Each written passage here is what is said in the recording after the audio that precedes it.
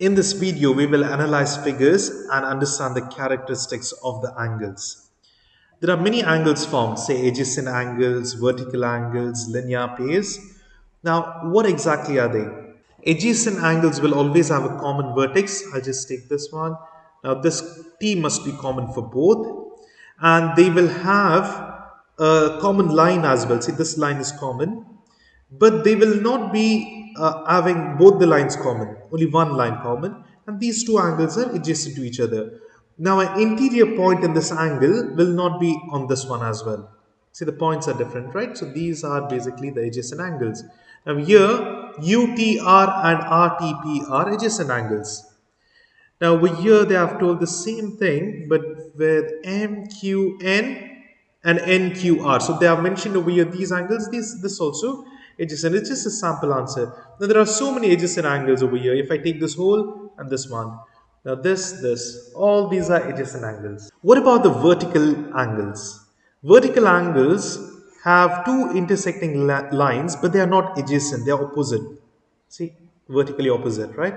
Now, this is also vertical angles, but they cannot be adjacent. These adjacent angles are linear pairs, they'll add up to 180 degrees. Whereas vertical angles are something like this, they are non-adjacent angles and they are equal to each other. So that is over here, there are plenty of vertical angles. You can tell MQN and SQR. Over here they have mentioned SRQ and TRP. This is also vertical angles. Now find the measure of S, U and V. Now they have not given the measure of this angle, but they have given the other one.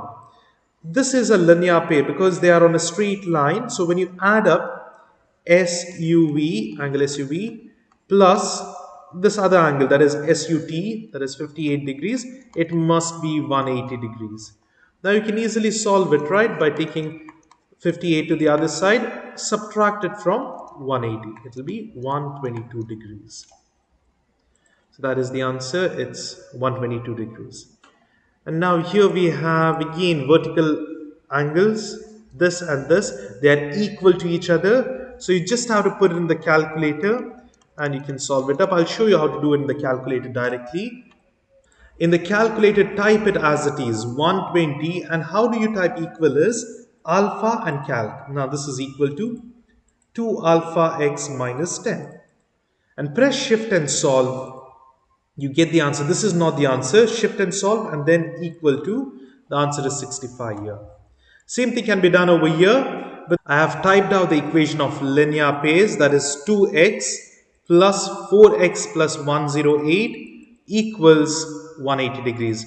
Now press shift and solve and then press equal to. This is the previous stored answer.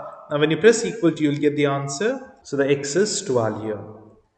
And similarly over here you can equate these both and you can find the x value first and then find the angle and then you find the y value. I'll just solve this up. If you want to manually solve it, you need to equate the vertically opposite angles, vertical angles. 2x plus 25 equals 3x minus 10. 10 goes to the other side and 2x to the other side. Here, whichever is having a smaller coefficient, the variable having the smaller coefficient moves to the other side. So it will be 25, 10 to the other side will be plus 10 equals 3x minus 2x. Now when we solve this, it will be 35 equals x. So x is 35. Now let's find the angle over here. It will be 3 times 35 minus 10. You can put it in the calculator and solve it. This will be 70 plus 105 minus 10. This is 95 degrees. So if this is 95, the remaining one can be easily solved by 180 minus 95. That is 85.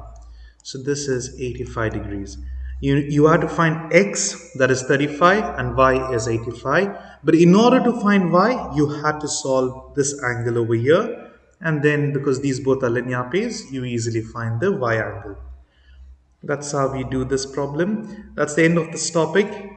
Just be careful which is what type of angles. There are adjacent angles, vertical angles, linear pairs.